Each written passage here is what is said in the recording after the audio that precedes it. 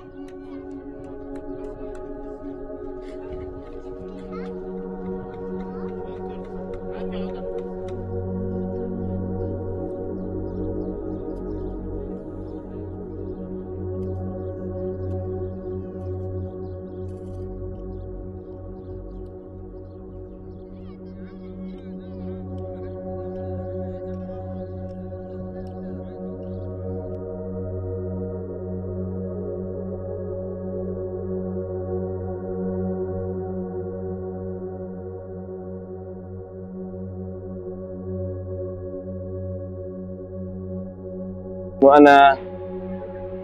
فاقد لعائلتي، وشعوري الإنساني اللي زي شعور أي شخص إنه بحتاج لفترة طويلة لحتى أخرج من الحالة اللي مريت فيها وأطلع من الحالة اللي مريت فيها بعد فقداني لهم، سواء في مرور العيد أو في كل وقت من يوم الاستشهاد لليوم، مش بس في يوم العيد. يعني اليوم إجا العيد إنه فقدتهم، لأنه كنا يطلع صباح العيد وذكرياتنا وحياتنا يعني الخاصة غير عن أي يوم تاني، لأنه عيد طبيعي كل الناس اليوم مع عائلاتهم. اليوم أنا رغم رفضي لكل مشهد الخيم اللي احنا بنشوفه، ولكن كان ممكن حيكون أحسن بالنسبة لي إنه لو أنا موجود أنا وياهم في خيمة زي هالناس كلها، رغم إنه أنا رافض فكرة الخيم يعني من بشاعة ما أشاهده يوميا داخل الخيم، ولكن كمان لو أنا موجود أنا ووالدي ووالدتي داخل هذا الخيم اليوم، ومر علينا العيد وإحنا في الخيمة مع وجودهم، كان حيكون يمكن أخف